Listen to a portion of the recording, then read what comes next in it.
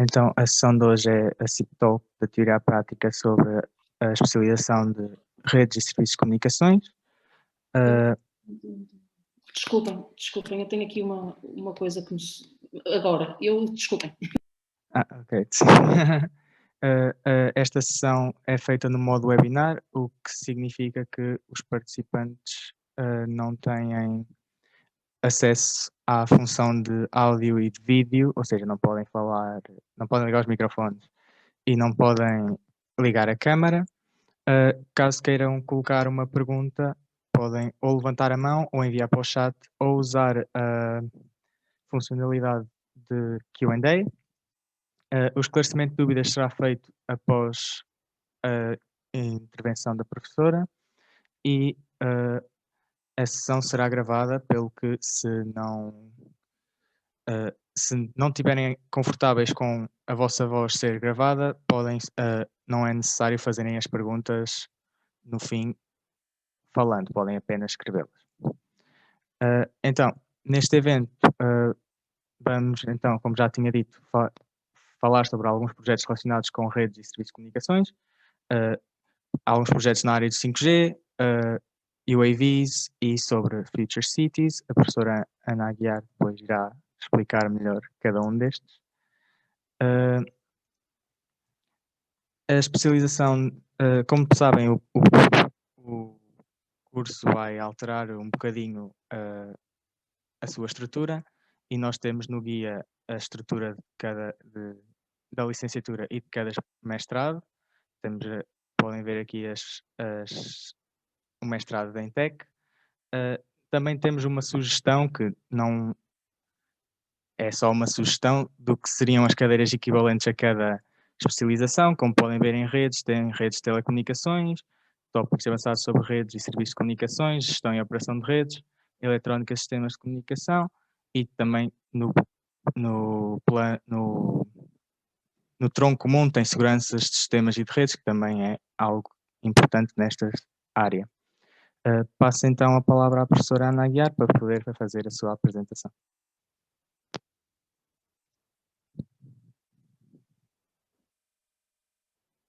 Estou muted. Eu usei um slide que tenho da versão anterior da licenciatura, porque não me lembrei deste... Sim, não há problema, não. Depois fazem-se as pontes. Pronto. Eu creio que depois vocês podem ajudar a fazer essa ponte, ou se tiveres a isso, assim, há algum mapeamento entre as coisas que existem anteriormente e estas. Eu estou aqui só com um problema com o meu... desculpa, com a minha apresentação. Primeiro porque há ali um slide, vocês vão ver onde desapareceram umas coisas. Mas pior do que isso, não estou aqui a conseguir. Desculpem. Ui, muito estranho. O que é isto?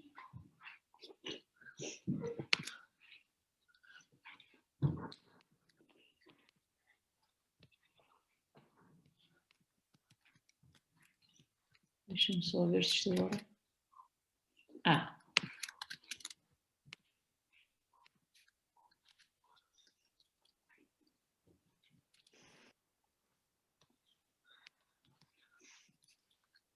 Pronto, eu tenho aqui uns ficheiros, eu apaguei uma coisa porque isto ficou desformatado.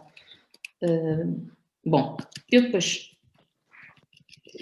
é a parte que se calhar vos interessa, eu tenho aqui 2 slides, eu vou só fazer hide, está bem? Porque eu tinha... Bom, enfim, não vamos agora perder tempo com isto. Posso começar a apresentar? Sim. E está aqui...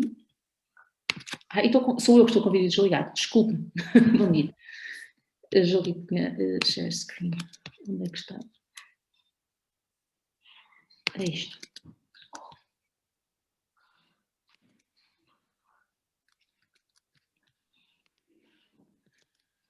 Estão a ver o meu ecrã, não estão? Sim. Pronto.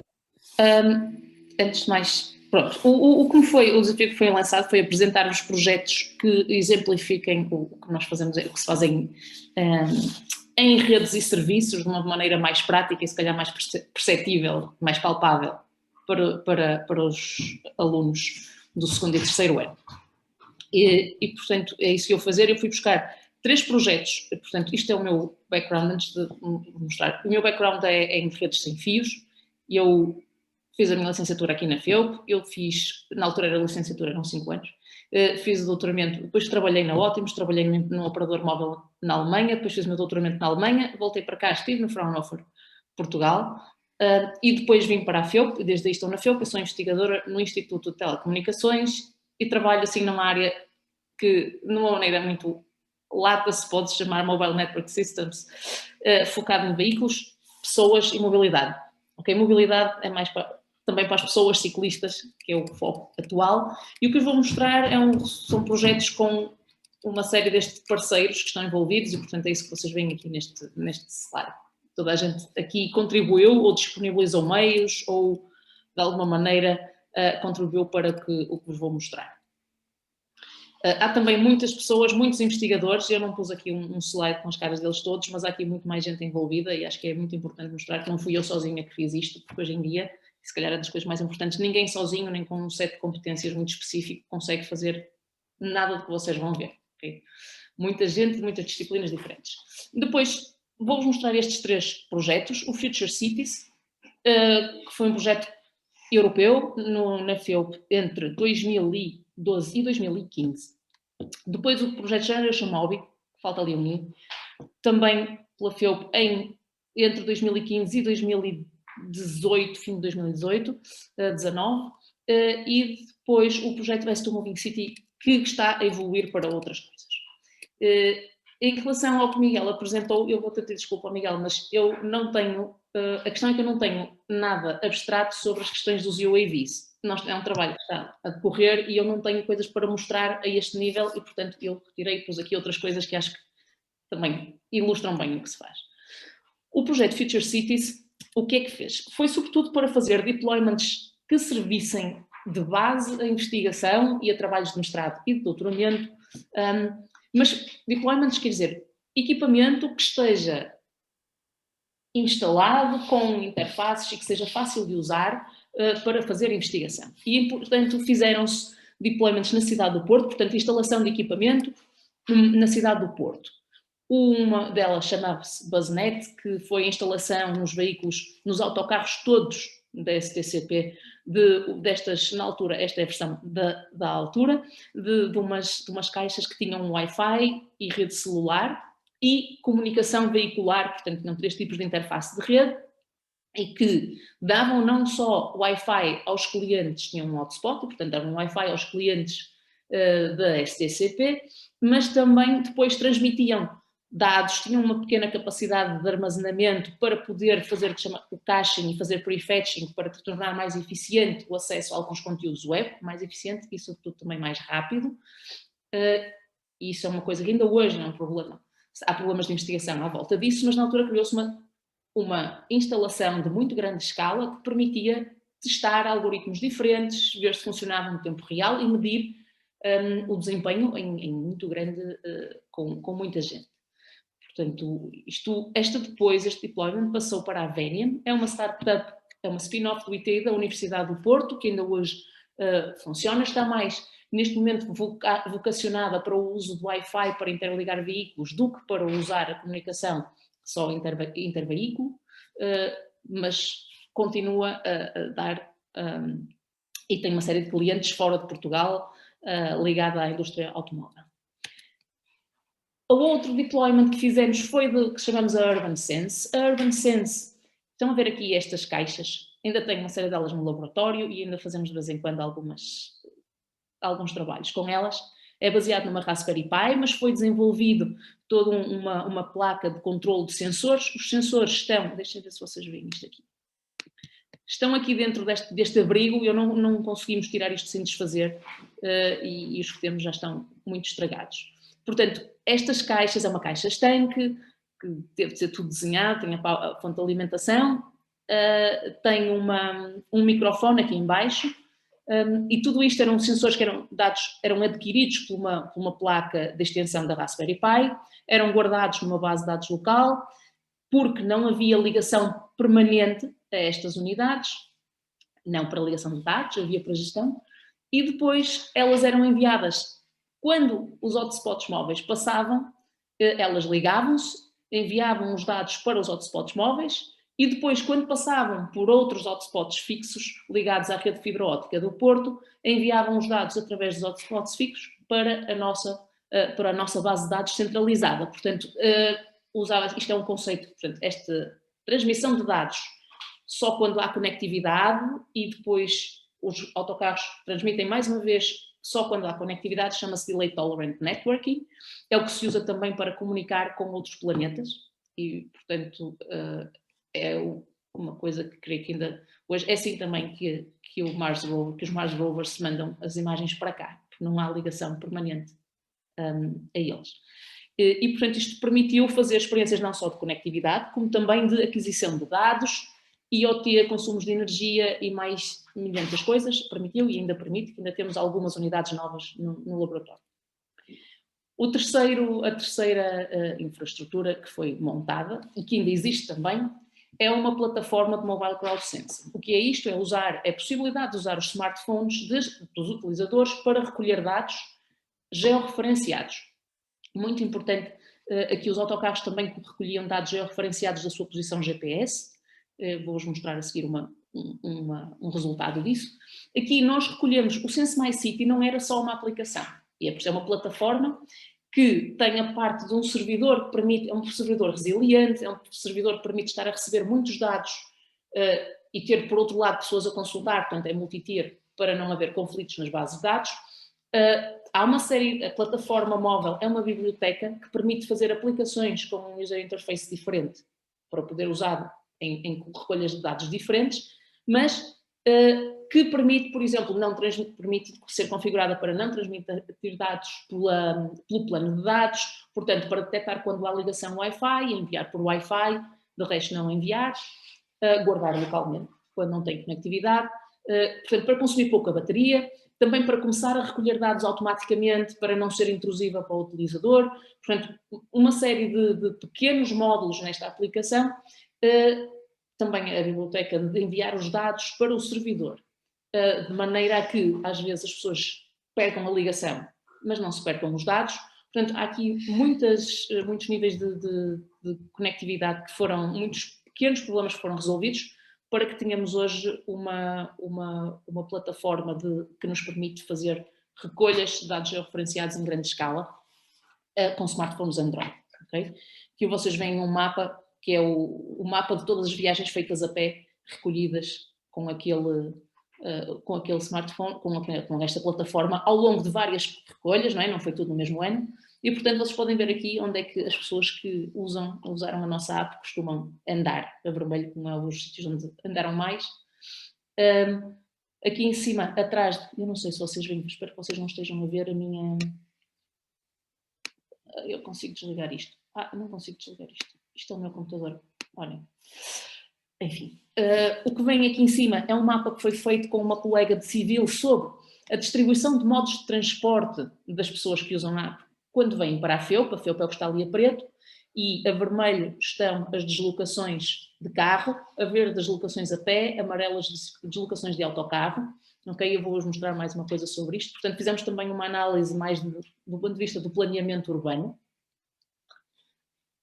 Como estás a ver? Resultados disto a nível de ciência dos dados ou de informação para a cidade sobre a mobilidade. E estes são dados recolhidos da BuzzNet, portanto dos autocarros, e permitiu identificar os sítios onde os autocarros gastam mais tempo, agregado. Okay? Não é um autocarro gastar mais tempo, é os locais onde um grande número de autocarros gasta mais tempo. E identificou-se aqui, isto é, creio que a Avenida, a Avenida Fernão Magalhães, locais na Baixa, e aqui locais junto ao Hospital de Santo António, no Carregal, que na altura até ajudou a definir uma nova organização para aquela zona, a organização do trânsito ali atrás, na zona do Jardim de Carregal. Portanto, é um do tipo de resultados que foi retirado da infraestrutura que foi montada. Isto foi o deployment que foi feito da Urban Sense, portanto foram instaladas 23 unidades na cidade do Porto. Isto foi na altura a maior instalação de sensores numa cidade europeia e foi durante uma série de anos. Havia mais, porque por causa da dimensão de cobrir toda a cidade. Havia, por exemplo, em Santander também uma, mas era num parque e numa zona limitada. E, portanto, isto permitiu fazer uma série de análises de dados de qualidade do ar, de temperatura, que são... pronto, foi provavelmente a primeira vez que foi feito assim neste âmbito alargado. Depois... não sabia que tinha este efeito aqui. A nível do ruído, quero só dar-vos um exemplo do que nós fizemos. Fez-se uma medição de ruído. E foi este o slide, não foi este, foi o slide seguinte que se desformatou e eu vou-vos dizer os resultados, mas não vos vou poder mostrar. Estou aqui a mostrar-vos 4 instalações de unidades. Aqui foi uma que foi escondida numa floreira no centro histórico, uma junto ao Bolhão, uma junto à Trindade, ao metro, okay, na plataforma central, e uma junto à Casa da Música. E eu não vos posso mostrar os resultados de ruído porque, como vos disse, o slide desformatou-se, mas vou-vos dizer que provavelmente vocês estariam à espera que, sendo a Rua das Flores uma zona pedestre, seria onde haveria menos ruído, mas os resultados que foram obtidos destas medições, em médias anuais, foi que às horas de descanso, ou seja, a partir entre as 8 da noite e as 6 da manhã, e as 7 da manhã, destas 3, a zona que tinha mais ruído e valores mais altos era a Rua das Flores. E a que tinha valores mais baixos era a da Casa da Música, porque não há muito trânsito nas horas de descanso. Entretanto, a Trindade também era relativamente baixo e o Bolhão um bocadinho mais alto. E, portanto, acabou por se ver que a Rua das Flores, contrariamente ao que estávamos à espera, a zona pedonal não é uma zona obrigatoriamente sossegada a nível de ruído para os moradores. Portanto, isto são coisas que se foram tiradas daquelas plataformas. Da Urban Sense, eu vou mostrar só este mapa que foi criado juntando todas as viagens de carro, aplicando um modelo de emissões de CO2 que foi desenvolvido também por nós. Recolhemos dados para fazer um modelo, treinamos o modelo e depois aplicamos aos dados todos e para identificar as zonas da cidade onde há valores, de acordo com os nossos dados, não é? Onde há os valores mais altos de emissões. São tipicamente zonas onde há muito trânsito ou onde há muitos semáforos e muito para-arranca ou onde há subidas fortes. Okay? Portanto, isto é um apanhado de alguns resultados do projeto de Smart, do Future Cities. Algumas destas coisas hoje em dia foram passadas para empresas, há outros projetos mais dedicados que foram explorando algumas destas linhas. Mas foi o primeiro grande projeto. Temos o projeto, o Generation Mobi, agora passando para o segundo, que é um projeto que ganhou o 3º lugar no Fraunhofer Tech Transfer Awards, e onde nós trabalhamos com os colegas de civil, e agora isto foram os dados recolhidos com o Sense MyField. Eu vou-vos mostrar o que é que nós vimos. Sobretudo, eu já vos mostrei este mapa antes. Isto foi o que nós conseguimos recolher na FEUP, okay? Foram 2 recolhas em abril de 2016 e 2017, com a distribuição modal. E o que os nossos colegas queriam ver era quanto é que se poderia reduzir a pegada de carbono da FEUP, sempre considerando que a nossa amostra é representativa, não é? Se as pessoas usassem mais modos ativos, a pé ou de bicicleta. E, efetivamente, todo aquele sistema que foi montado com aquelas componentes da aplicação de crowdsensing, que é só isso que permite que haja 200 e tal ou 500 pessoas a adotar um sistema destes, porque se aquilo consumir muita bateria, se as pessoas tiverem de fazer 500 ações por dia para aquilo, para recolher os dados, ou se lhes consumir muito plano de dados, as pessoas acabam por não usar. E, portanto, o trabalho que nós fazemos é criar, no fundo, uma ferramenta que depois seja usável em estudos com os outros colegas nas áreas. Okay? A outra coisa, e isto aqui mais técnico, foi Isto era um projeto com um produtor de bicicletas que queria instrumentar as bicicletas, interligar as bicicletas umas às outras e e aos carros e a outras infraestruturas. E uma das perguntas é onde é que se põe, que se levantou, é onde é que se põe as antenas numa bicicleta. Nós temos uma câmara anecoica no piso -1 do I, e na altura nós juntamos 6 bicicletas, que eram todas bicicletas dos nossos, de pessoas envolvidas no projeto, 6 bicicletas, 3 eram de alumínio, 3 eram de aço, e colocamos antenas em 6 sítios diferentes, pusemos a bicicleta na câmara anecoica, rodamos para ver a alteração dos padrões de radiação, dependendo dos sítios. Isto são o que vocês veem aqui, é o padrão de radiação para 6 bicicletas, ok? Dependendo do sítio onde se põe a antena. Vocês estão aqui a ver 2, nós tínhamos 6.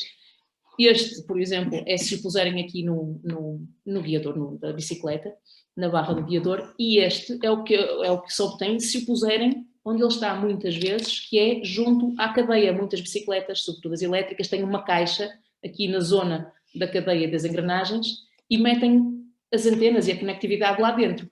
E depois a conectividade não é, como se estaria à espera, uma isotrópica, não é igual em todas as direções, mas há direções em que não se vai conseguir comunicar. Isto depois tem impacto nas aplicações que podemos pôr em cima disto, não é?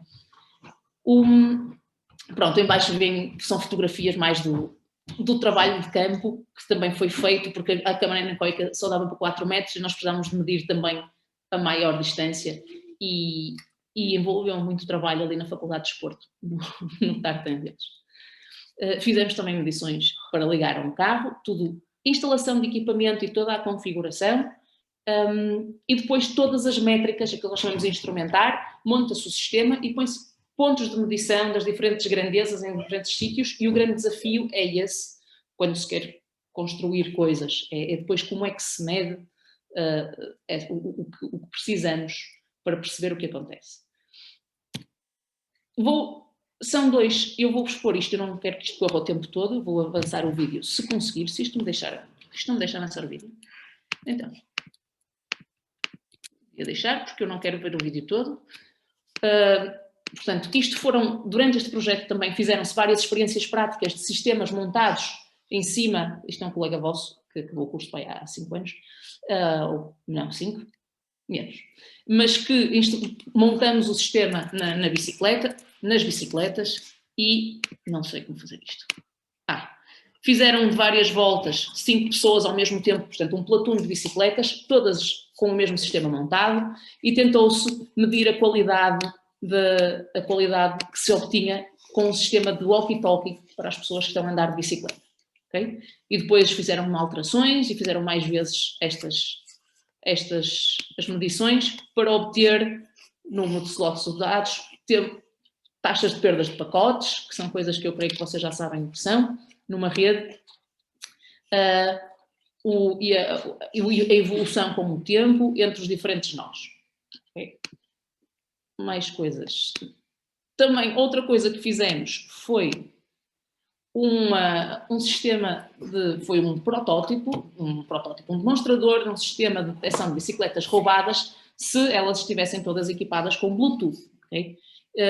E com isso, pronto, já perdi outra vez o fato, está aqui. Fizemos uma demonstração aí na FEU, vocês devem reconhecer a FEU, perde-se o rato. Então não devia estar a brincar com o rato. Tenho aqui, tinha uma bicicleta instrumentada, ela estava a andar e tínhamos outra bicicleta que com o Bluetooth conseguia detectar, deixem-me ver se, isto depois o vídeo está online se quiserem procurá-lo. Isto é a bicicleta que está a andar, que é potencialmente a bicicleta roubada e cujo beacon, o beacon Bluetooth, seria detectado aqui pela outra bicicleta que estava aí em menos 105 e que permitiria lançar um aviso que é o aviso. O aviso seria a bicicleta legítima, avisaria, eu vi uma bicicleta roubada neste sítio, ou perto deste sítio, a esta hora. Okay? É o tipo de coisa que se poderia avisar. Portanto, são exemplos de aplicações, porque fazia parte, estamos a trabalhar com empresas no consórcio e eles queriam perceber para que é que serviriam a conectividade, não é? e são exemplos destes. E mais uma vez, as redes e serviços, todos os conhecimentos são usados para pôr estas diferentes componentes a funcionar e, portanto, usando toda a stack protocolar para isto.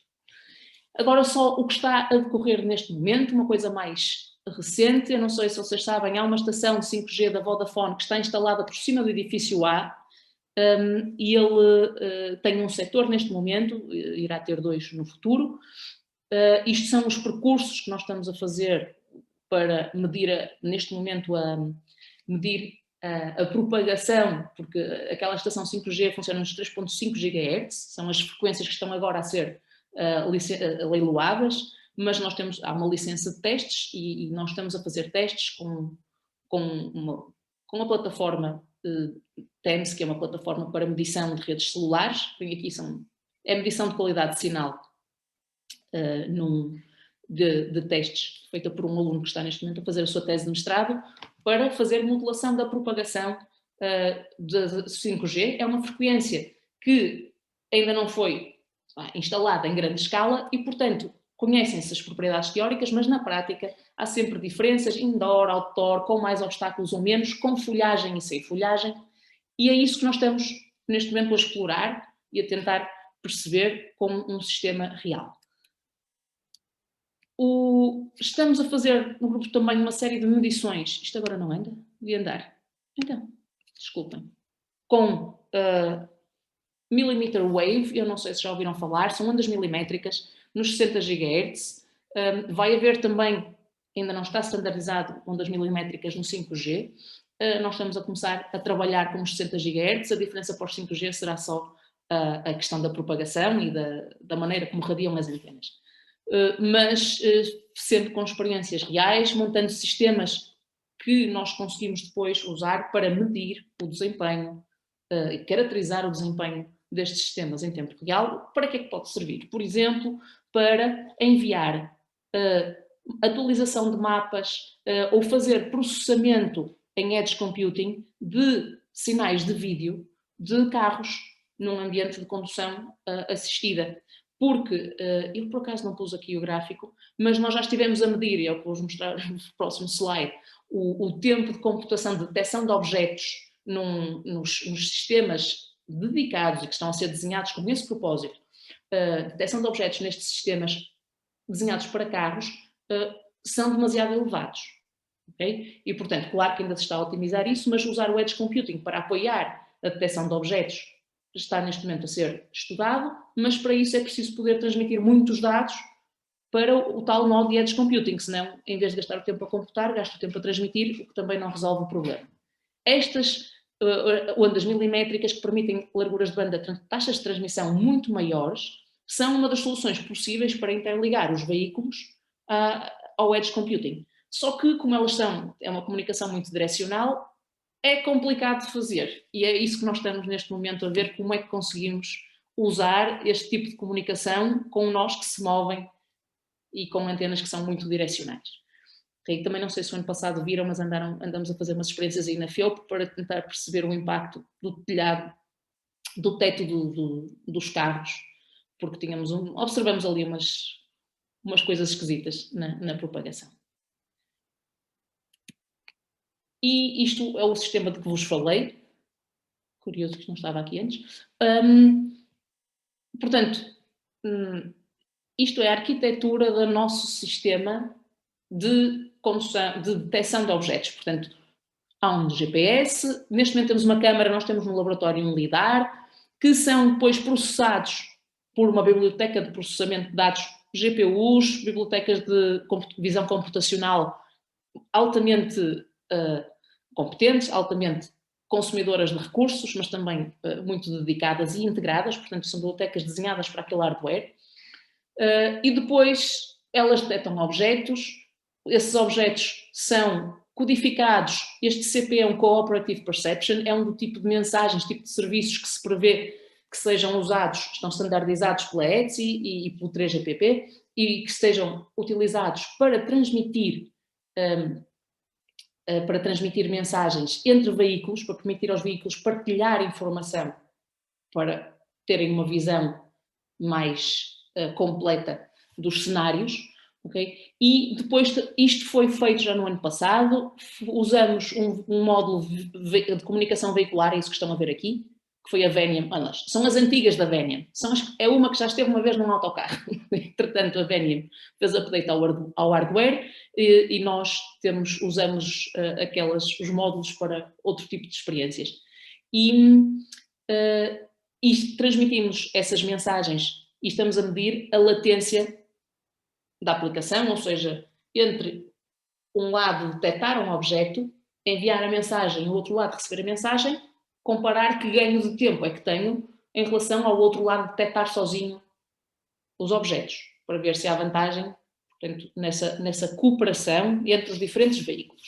O que vinha aqui em baixo, nós fizemos isso, como vos disse, com as comunicações veiculares. Neste momento temos um aluno que está a fazer a tese de mestrado fazendo isto com o 5G, com a estação base de que eu vos falei, e, mais uma vez, usando os smartphones, instrumentando tudo para perceber o que acontece, porque assim uma coisa é montar um sistema, temos o resultado, mas depois é preciso perceber o que está a acontecer nas diferentes camadas, em diferentes localizações geográficas, e montar todo esse sistema requer, no fundo, todas as competências que o ramo de redes e serviços, e não só, também muitas coisas que aprendem na licenciatura e que aprendem em disciplinas mais comuns.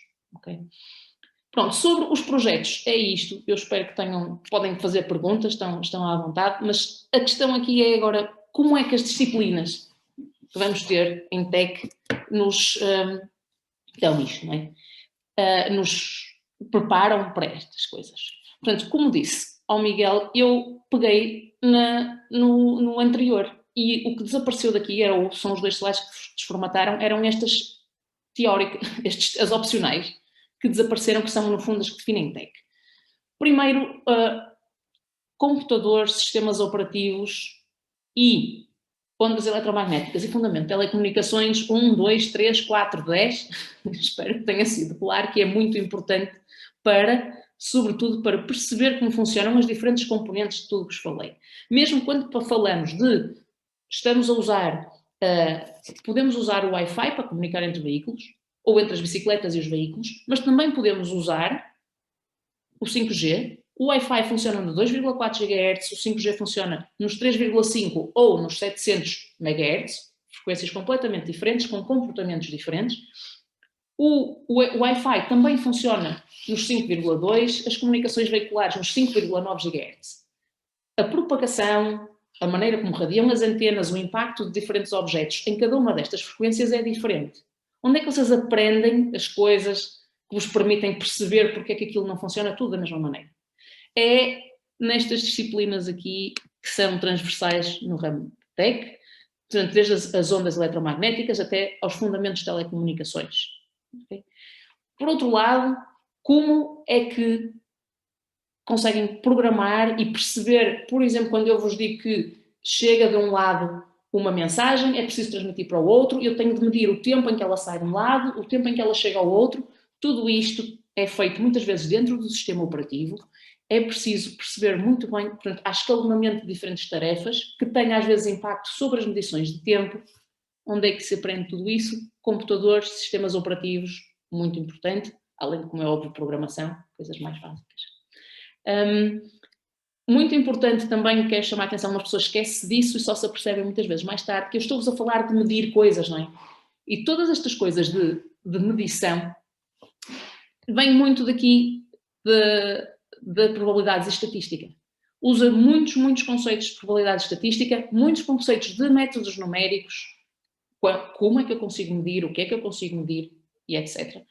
Portanto, e das matemáticas, pronto, isso já acho que é óbvio, não é? Portanto, toda esta parte, o laboratório de programação aprendem muitos conceitos práticos de programação em C, C++, programação orientada a objetos, muito importante, sobretudo para para as novas aplicações. E depois, a especialização em redes e serviços, além de redes de computadores, okay, e sistemas de telecomunicações, tem algumas disciplinas, por exemplo, PGRE, que agora se vai chamar Gestão e Operação de Redes, creio eu, que é onde aprendem a ter agilidade naquelas ferramentas que vos permitem configurar as coisas complexas. Isto aqui, tenho uma ligada a uma Raspberry Pi, ligada a esta, ligada lá acima, ligada aqui. Como é que eu vou separar estas redes? Se eu não tiver, é o problema que vos estou a dizer que um colega tinha recentemente, que é, não consigo fazer ping de um lado ao outro, apesar disto aparentemente estar tudo bem. Onde é que vocês têm as ferramentas muito aprofundadas? Aquilo que nós fazemos em informação e comunicação é light, não é? Aprofundar todas essas ferramentas na cadeira de gestão e operação de redes. Depois tem a cadeira de serviços de comunicações, onde dão a questão das aplicações e como medir a qualidade das aplicações, medir latências. Não, é muito difícil medir atrasos e latências. E isso nós treinamos nessas disciplinas do ramo. Tem a questão das bases de dados. Eu falei dos sensores, das DTNs, que é preciso guardar localmente, enviar. A aplicação móvel também tem tudo guardado localmente, é preciso sincronizar com as coisas remotas. Essas, a operacionalização de tudo isso são coisas lá está, que aprendem depois nessas disciplinas, ou de bases de dados, ou de laboratórios de programação, portanto é assim que uma coisa que eu queria falar, que aprendem também em sistemas em STEC, em sistemas de engenharia de telecomunicações, que é o que já vos disse antes, que é terem competências diferentes e têm de conseguir que elas integrá-las para elas contribuírem para um fim comum. Okay? E isso requer muita coordenação, não é só eu saber fazer, eu tenho de saber fazer, tenho de conseguir falar com o meu colega para ele me dar qualquer coisa que eu consiga ler, ou eu programar qualquer coisa para ele conseguir ler, e isso também faz parte. Okay? Não sei, agora se calhar é melhor responder-vos às perguntas, até porque eu não tenho os nomes das novas disciplinas e antes de estar a dizer as neiras, é melhor responder às vossas perguntas. Muito obrigado, professor. Então vamos passar à secção de perguntas. Podem usar o Q&A ou o chat e penso que também vai-vos ser conferida a possibilidade para poderem falar. Levantem a mão e depois eu digo para poderem falar se quiserem. Se não quiserem, podem fazer perguntas anónimas como temos. Então vou passar à primeira pergunta, que é se existe a oportunidade para um aluno de terceiro ano integrar algum destes projetos ou algum projeto. Normalmente existe, assim, normalmente estes projetos normalmente têm acesso a bolsas, ok? Publicam-se bolsas. Eu tenho de vos dizer que nós muitas vezes, eu descobri, ficamos com bolsas que ninguém se candidatou e depois falamos com os alunos e percebemos que eles não sabiam que existia aquela bolsa. Portanto, existe claramente aqui, e isto pode ser uma coisa a discutir dentro do departamento, como é que nós criamos uma bolsa de bolsas ou de oportunidades de colaboração em projeto para os alunos mais novos poderem, mais novos, porque normalmente só os alunos só no 5º ano é que chegam cá. E efetivamente eu trabalhei já com vários alunos a partir do 3º ano e acho que isso é muito bom, tanto para os alunos como para nós. Portanto, não sei muito bem como chegar aos alunos neste contexto, se calhar o núcleo pode ajudar criando uma página. Nós mandamos e-mails, mas eu acho que vocês não leem os nossos e-mails. Não? Sim. Portanto, sim, existem, creio que a dificuldade aqui é este matchmaking, que não sei, o matchmaking que se chama emparelhamento, que não sei como é que se pode tornar mais eficaz.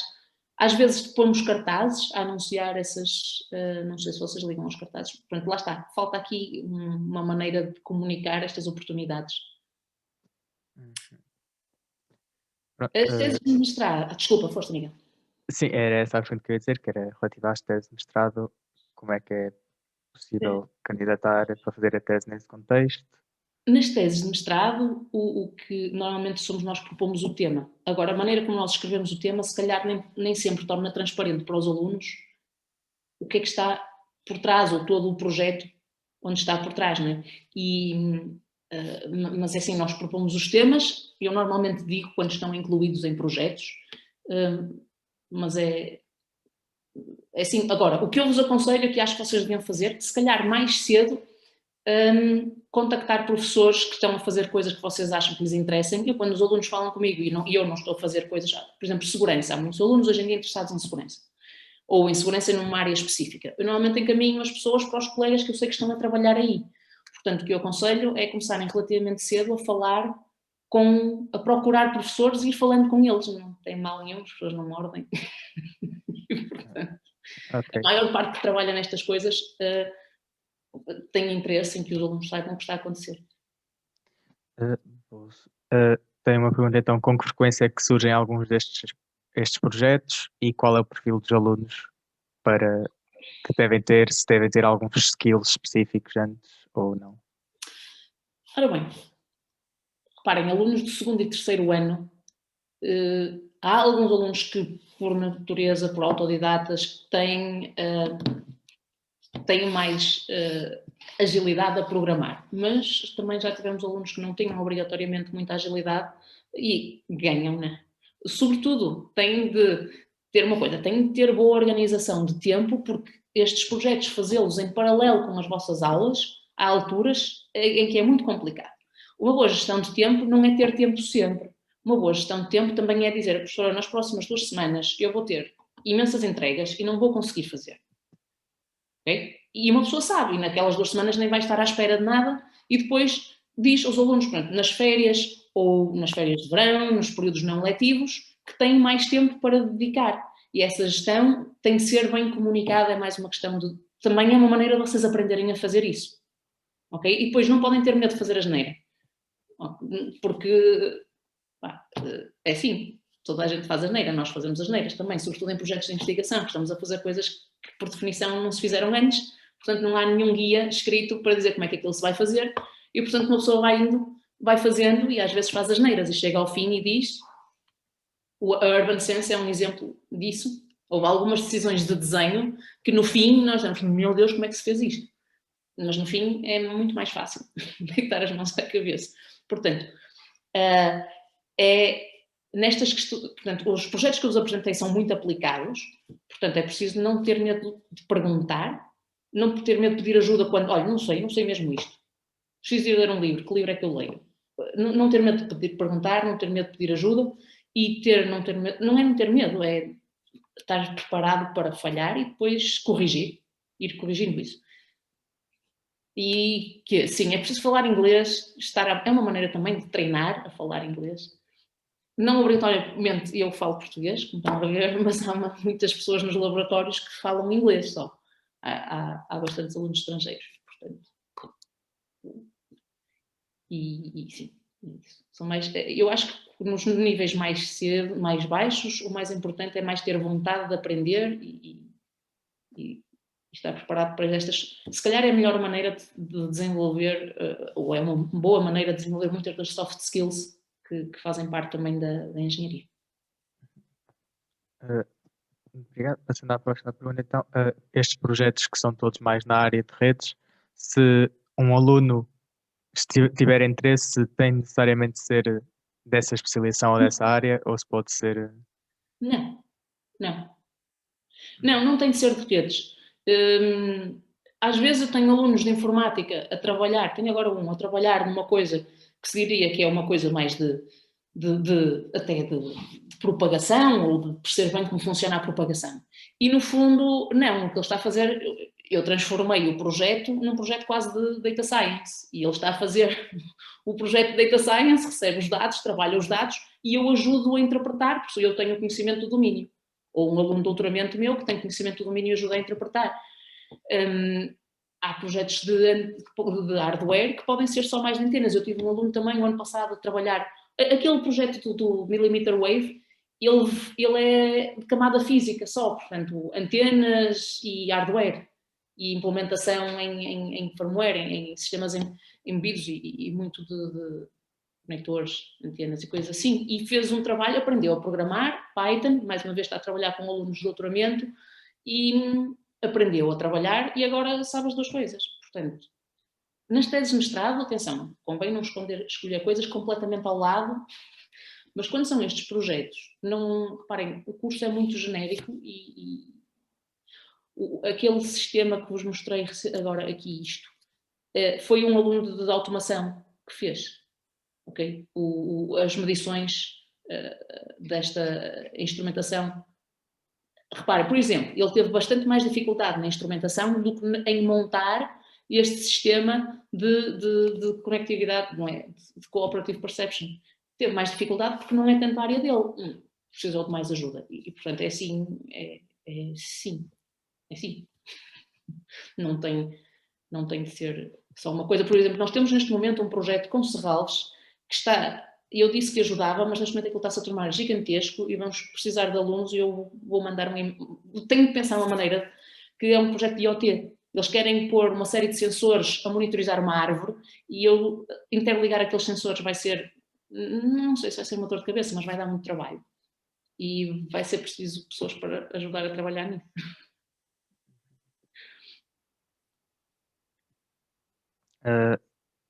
Qual foi a razão para colocar as bicicletas a comunicar com hotspots em carros e se não se podem capacitar as bicicletas diretamente com conectividade móvel ou quais é que são as desvantagens dessa? Podem capacitar-se as bicicletas só com conectividade móvel, só que, nem todas têm, não é? Nem todas têm conectividade móvel. As que são elétricas, a conectividade móvel custa mais bateria, consome mais energia do que a conectividade por Wi-Fi. Das que não têm bateria, por exemplo, muitas delas só têm coisas Bluetooth, às vezes têm Wi-Fi, coisas mais simples, e simplesmente porque se vocês forem ver o que há, quem constrói bicicletas, depois começa a ver os custos. E o custo disto versus o custo daquilo, e há um que é mais barato, então põe este porque pensa num sistema de interligar. E, portanto, o nosso papel muitas vezes é explorar possibilidades, e não quer dizer que elas todas vão ser usadas, mas é também perceber as vantagens e as desvantagens. Ou seja, eu explorar uma possibilidade não quer dizer que ela automaticamente é melhor do que a outra. Okay? E a questão ali foi só, começaram a aparecer os hotspots dentro dos carros, e por que não? Eu, por exemplo, tenho até vos posso dizer várias razões, porque eu acho que aquilo não é capaz de não funcionar. muito técnicas que têm a ver com a descoberta, como é que eu sei qual é a frequência que ele está a usar, o tempo de associação pode ser muito alto, etc. Mas a questão ali era medir se eu conseguir resolver esses problemas todos, qual é o alcance que eu tenho e será suficiente, por exemplo, para me avisar à bicicleta que está ali um carro, avisar o carro, vem uma bicicleta e não abre a porta e o ciclista morre, que é a maior causa de mortes de ciclistas na Holanda, acho eu, é ciclistas a baterem contra portas de carros. É extremamente perigoso. Portanto, nesse aspecto, estar na investigação permite-nos brincar com esses conceitos, desde que haja alguém que acredite neles, não é? Não vamos fazer coisas só porque sim. Aquilo foi proposto, uma pessoa achou, porque não? Não tínhamos razão muito forte de dizer, não, isso é completamente descabido, e portanto experimentamos. Obrigado.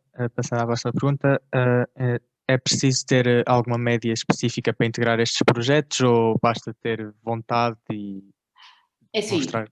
Normalmente nós preferimos alunos, até porque para ter bolsas, alunos com médias 14 ou mais. Ok? Mas não é sempre assim. Eu tenho trabalhado com alunos com médias à volta dos 13, 12,5, 13, e eles conseguem desenvolver, e às vezes as notas são uma questão mais de motivação do que de capacidade. Eu não sei se vocês têm essa noção, mas muitas vezes as vossas notas são mais um reflexo do que vos interessa ou não interessa, do que da vossa capacidade para fazer uma coisa ou não. E, portanto, isto nota-se muito nas teses de mestrado. O melhor indicador do sucesso de uma tese de mestrado de um aluno é a motivação que o aluno traz para o projeto e não a nota que o aluno traz de trás. Portanto, a vossa motivação conta imenso. E por isso, se vierem dizer, um aluno com média de 10, vão-me perguntar, se eu tiver uma escolha, pergunto a vocês próprios, se tiverem a escolha entre vários alunos com médias diferentes e tiverem um com média de 10, é difícil ter média de 10, já, primeiro. Porque ter média de 10 é preciso acertar ali sempre no 10, senão tem uma média mais ali no 11, não é? Portanto, tem que ser uma coisa muito bem medida. Mas, tirando isso, se tiver um aluno com média de 10, um com média de 12, 14, tem de haver uma motivação muito forte para escolher um aluno com média de 10. Se eu tiver uma bolsa e eu tenho de justificar à entidade financiadora porque é que eu escolhi o aluno com média de 10 e não o que tem média de 12 ou 14. Portanto, mas vá, com médias mais altas,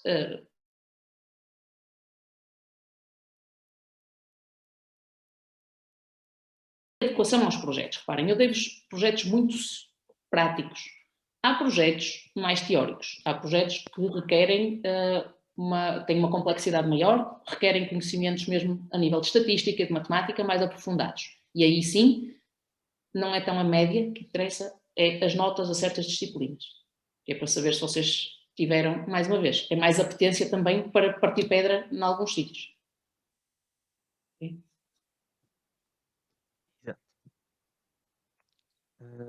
A próxima pergunta que é como é que estão a ser desenvolvidos os projetos neste tempo de pandemia? Os nossos os que têm parte prática, estão a ser desenvolvidos no laboratório. Os alunos, o laboratório é grande, nós temos máscaras, temos desinfetante, os alunos sabem que devem abrir as janelas sempre que estão lá, para haver circulação de ar, e estamos a fazer tudo que tem componente prática, está a ser feito no laboratório. Portanto, as novas medições, este trabalho do João, está tudo que tem a ver com hardware. O ano passado, eu creio que o Mateus, por exemplo, eu fui lá buscar e trouxe e entreguei, eles levaram algum equipamento para casa, mas é feito muita coisa no laboratório. E a próxima pergunta que é se pode dar algum exemplo de projetos que ou estão agora a ser realizados ou que estão a ser pensados para o futuro. Ora bem, neste momento nós estamos a começar a montar muita infraestrutura para esta coisa do edge computing para... Reparem, do meu ponto de vista, do ponto de vista deste projeto, esta Cooperative Perception é uma aplicação que tem requisitos de baixa latência e de alta fiabilidade e, portanto, é uma aplicação muito exigente e, portanto, faz sentido. Eu monto uma aplicação prática e eu quero medir, primeiro, a latência end-to-end, com diferentes interfaces, a possibilidade de usar aquilo que se chama redes heterogéneas, que é de estar ligado a várias interfaces e usá-las de acordo com as condições, de maneira a ter a melhor resposta, do ponto de vista da aplicação.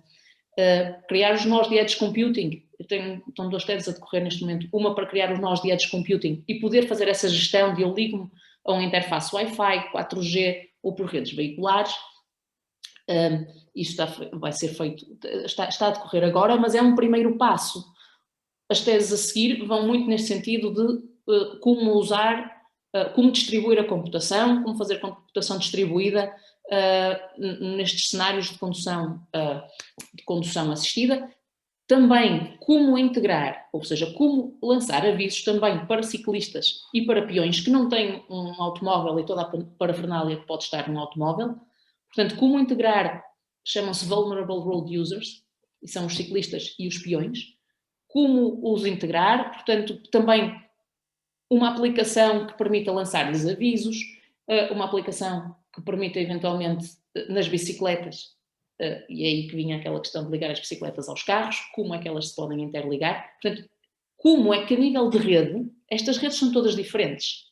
Isto é um problema mais complexo, não sei se vocês já têm noção, mas se eu assumir que elas estão todas configuradas para falar umas com as outras, isto é fácil, mas na realidade elas não estão. Okay? Todos os nossos telefones e todos os nossos carros, está cada um ligado ao seu operador e eles não falam assim com baixa latência uns com os outros. Como fazer isso com baixa latência é neste momento um problema e como orquestrar, ou seja, como orquestrar é como criar as aplicações no Edge que permitem fazer esta computação distribuída, como permitir que todos os dados de todos os operadores cheguem a esse Edge, como distribuir os resultados para operadores diferentes e fazer tudo isso com baixa latência. Isso neste momento é dos problemas mais críticos e nós temos um projeto, o Floyd está também para trabalhar nisso. Isto, como disse, a montar a testbed para depois podermos fazer isso. De outro ponto de vista, que estou a começar a trabalhar é com o millimeter wave. construir, vocês viram que foi só, a questão é do link, de onde é que eu consigo comunicar, o objetivo há uma tese de doutoramento a fazer isso neste momento, e depois será para continuar, que é como é que eu posso, mesmo com um carro, depois como é que ele decide, ou quem é que decide, ou onde é que ele se liga, fazer essa comunicação, efetivamente, e depois, isto é um projeto que estamos agora a preparar para submeter à FCT, que é usar machine learning para melhorar, para adaptar a comunicação ao meio ambiente, ao meio ambiente é ao cenário onde está, porque tem muitos veículos, é um cenário muito dispersivo, ou seja, a propagação muda, e muda com muita frequência. A ideia será usar machine learning na camada física, portanto, queria trabalhar com software defined radio, só para ser muito concreto, e usar machine learning nessa camada física. Já há papers teóricos a fazer isso. Eu gostava de tentar fazer isso na prática, montar um receptor baseado em machine learning, um receptor de wireless, qualquer um que funcionasse, para mim, o primeiro passo era ótimo, e depois evoluir para um standard. Muito obrigado, professora. Se não houver mais nenhuma pergunta, damos por encerrada a sessão. Agradeço a todos por participarem, à professora por apresentar os projetos. Quanto aos participantes, vamos ainda fazer uma pequena sondagem que espero que respondam antes de poderem sair. Antes de saírem, desculpem. Muito obrigado. Ok. Obrigada.